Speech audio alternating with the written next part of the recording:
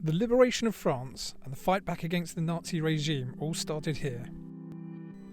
On the 5th of June 1944, gliders full of troopers landed in the dead of night to secure 3 bridges ahead of the main assault the next day. This is Pegasus Bridge, a target vital to preventing counterattacks during the Normandy invasion.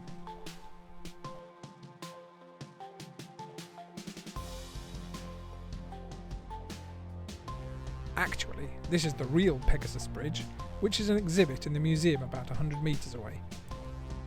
It was replaced by a larger, stronger copy in the 1960s when the canal was widened. The original sat in a field for many years before being sold for £1 to the museum. The cafe on the left just across the river, owned by the Gondry family, has the claim of being the first building to be liberated in France just after midnight.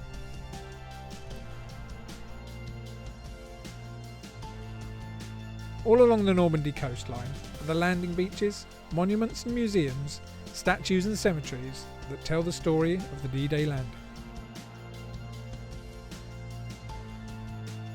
We took a few days to explore the locations of this important time in World War II, of course with a few breaks along the way to feed the seagulls.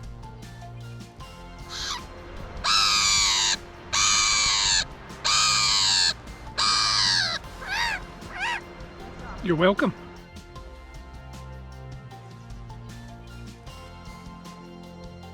The British Normandy Memorial has the name of 22,242 men and women under British command who fell during the Battle of Normandy, with each column listing the names according to the date and branch of service. It is always very emotional for me to see these memorials and cemeteries, with a combination of pride and sadness that this generation gave so much to fight against the warped ideology of a few powerful men who were able to control the destiny of tens of millions of people from so many countries around the world.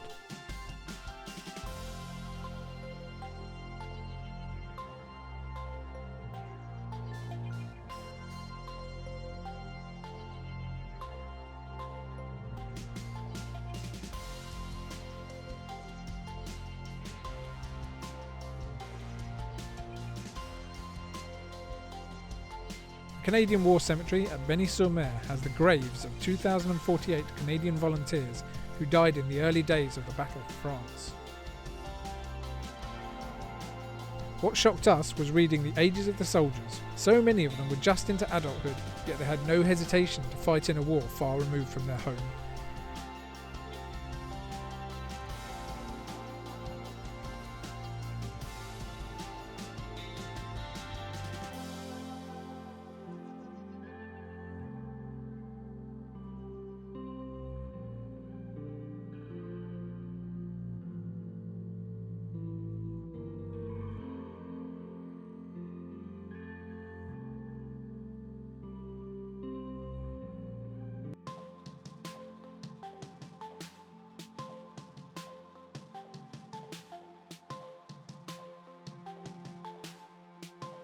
These huge blocks of metal are part of the innovative landing pontoons called mulberries, which were necessary to get all the troops and vehicles off the ships and onto the shore.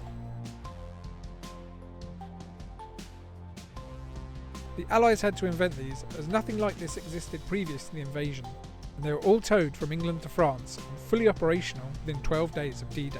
In total, around 2.5 million soldiers and 500,000 vehicles landed via this mulberry at Arromanches.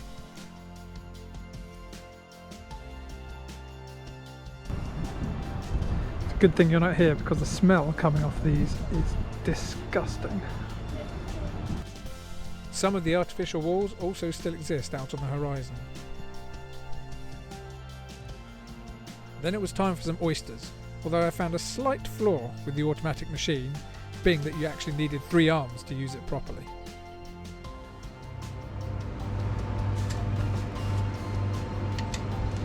They don't make it too easy.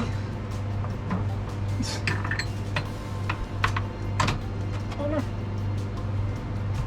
Oh no! Oh no!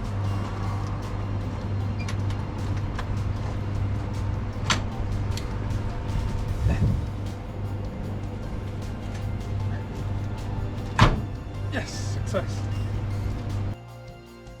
In hindsight, it definitely would have been easier to just go in the shop and buy some.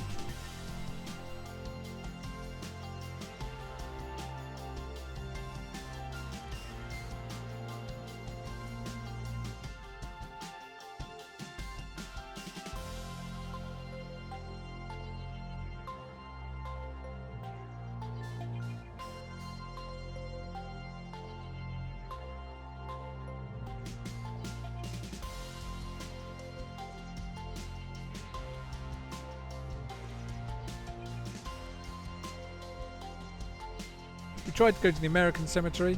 Unfortunately, we arrived just as it was shutting and basically got hustled out by the guards. We also visited the German cemetery. For sure, many of them were part of the Nazi regime and committed atrocious acts, but I also believe that a lot of them had no choice due to conscription and did not agree with what they were fighting for. Either way, the graves are there, and it can serve as a reminder and hopefully promote understanding and reconciliation.